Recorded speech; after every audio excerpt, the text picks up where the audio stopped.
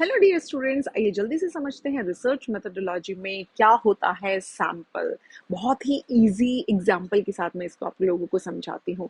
आप जब कभी भी अपने घर में, ठीक है, कोई भी चाय बनाते हैं या कोई दाल सब्जी कुछ भी बनाते हैं, तो आप क्या करते हैं?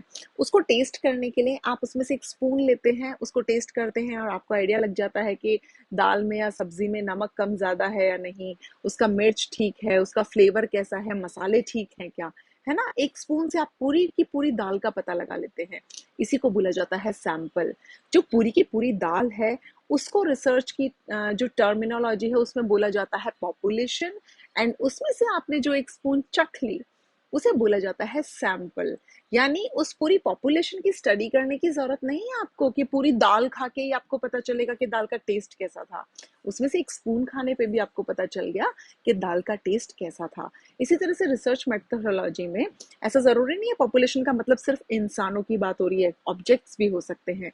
जब कभी भी आप किसी चीज की स्टडी करते हैं और पता लगाना चाहते हैं कि वो सब कितनी वो चीज़ें अफेक्टिव हैं, तो आप पूरी की पूरी पॉपुलेशन का, क्योंकि नंबर्स में बहुत ज़्यादा होता है, उसका आपको अगर रिजल्ट चाहिए तो आप उसमें से सैंपल निकालेंगे, उस सैंपल को स्टडी करेंगे, उस सैंपल से जो रिजल्ट आएगा वही रिजल्ट उस पूरी पॉपुलेशन पे अप्लाई हो जाता है।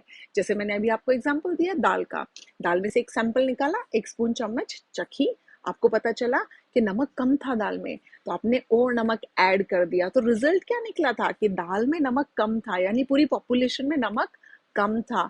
आपने पूरी पॉपुलेशन में नमक ऐड कर दिया, पूरी दाल में नमक ऐड कर दिया। इसी को बोला जाता है रिसर्च मेथोडोलॉजी में सैंपल।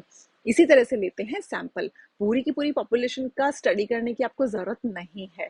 सैंपल कितने टाइप का होता है? Sample is of two types, probable probability sampling and non probability sampling।